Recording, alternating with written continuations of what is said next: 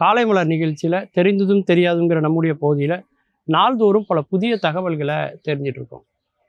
அந்த வகையில் நாம் பார்க்கப்படுறது கோமோடோ டிராகன், கோமோடோ பல்லி. அதாவது வீட்டில் சமையல் அறையில் கிச்சனில் பல்லியை நீங்கள் பார்த்துருப்பீங்க. சின்ன சின்ன பூச்சிகளை மட்டும்தான் அந்த பல்லி வந்து சாப்பிடும். அந்த பல்லிக்கே வீட்டில் உள்ள பெண்கள் வந்து பயப்படுவாங்க. இப்படி இருக்கும்போது அதே பல்லியே ஒரு 200 மடங்கு பெருசாக இருந்தால் எப்படி இருக்கும் இல்லையா? உலகத்திலே இருக்கக்கூடிய மிகப்பெரிய பல்லியோட பேர் தான் கோமோடோ பல்லி. அந்த பல்லி வந்து பார்த்தீங்கன்னா ஏன் இந்த பேர் அதுக்கு வந்துச்சு அப்படின்னா, இந்த கோமோடோங்கிறது என்னென்னா இந்தோனேஷியாவுக்கு அடுத்து இருக்கக்கூடிய ஒரு தீவினுடைய பெயர் தான் அந்த கோமோடோ. அதுமாரி கந்தாஸ் அப்படின்னு ஒரு தீவு இருக்குது.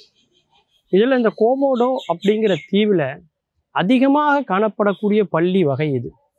அதனால தான் அந்த பேரை இது கொடுத்து கோமோடோ பல்லி அப்படின்னு நம்ம சொல்கிறோம்.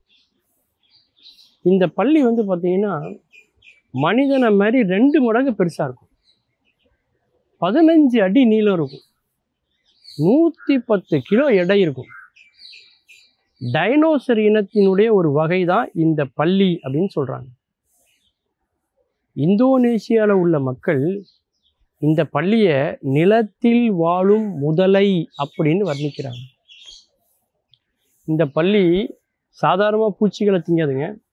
காட்டில் உள்ள பன்றி, மான், காட்டில் உள்ள எருமை இதையே சாப்பிடக்கூடிய அளவுக்கு வலிமையானது இந்த பல்லிகள். இந்த பல்லியை வந்து டிராகன் அப்படின்னு சொல்கிறாங்க. கோமோடோ டிராகன்னு சொல்கிறாங்க. ஏன்னா பசி அதிகமாக எடுத்ததுன்னு வைங்களேன், சில நேரத்தில் இதே மாதிரி இருக்கக்கூடிய பெரிய பல்லிகளையே அது சாப்பிட்ருமா. அப்படின்னா எந்த அளவுக்கு அது பசியோடு இருக்குன்னு பாருங்கள். கை கால்கள்லாம் அவ்வளோ ஒரு வலிமையாக, கழுத்து பகுதியெலாம் ரொம்பவும் தடிமனாக இருக்கும் இந்த பல்லிக்கு. இந்த பல்லியினுடைய கண் பார்த்தீங்கன்னா அவ்வளோ ஒரு கூர்மையான பார்வை அதுக்கு. அந்த பார்வையை பார்த்தாலே மனிதர்கள் நிலை குலைந்து போய் விடுவார்கள். ஆனால் இது மனுஷங்களை பெருசாக எந்த வித தொந்தரவும் பண்ணாது, டிஸ்டர்பும் பண்ணாது.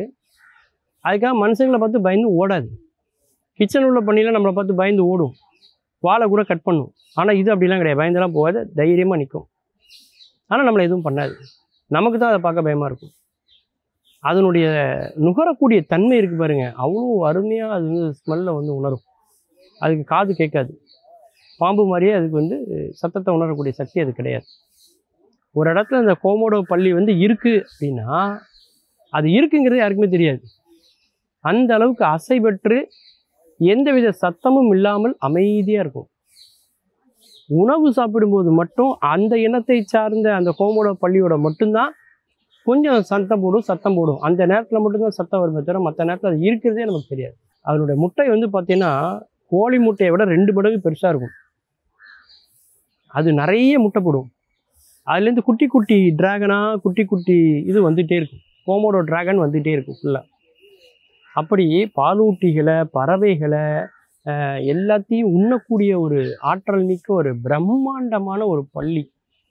டைனோசர் காலத்தில் வாழ்ந்த ஒன்றுனே சொல்லலாம் இந்த கோமோடோ பல்லி. ஏன் இதை பற்றி இன்றைக்கி நம்ம பேசிகிட்டு இருக்கோம் அப்படின்னா, அழிவின் விளிம்பில் இருக்கக்கூடிய உயிரினங்கள் அப்படின்னு ஒரு பட்டியலை உலகம் முழுக்க வெளியிட்டிருக்கிறாங்க. அதில் இந்த கோமோடோ பல்லியும் ஒன்றா இருக்குது. இது காடுகளில், குறிப்பாக தீவுகள் உள்ள காடுகளில் உள்ள அந்த உயிர் சூழல் மண்டலம் வந்து சரியாக இயங்குவதற்கு இந்த பல்லிகள் ஒரு பெரிய காரணமாக இருக்குது. அதாவது எல்லா உயிரினங்களுக்கும் தேவையான சமநிலையை சமப்படுத்துறதுக்கான வேலைகளை இந்த வகையான பல்லிகள் அந்த தீவுகளில், காடுகளில் பண்ணிக்கிட்டு இருக்கு.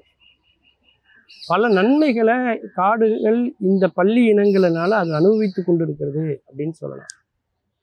அப்படி ஒரு ராட்சச ஒரு பல்லிக்கு பேர் தான் கோமோடோ பல்லி.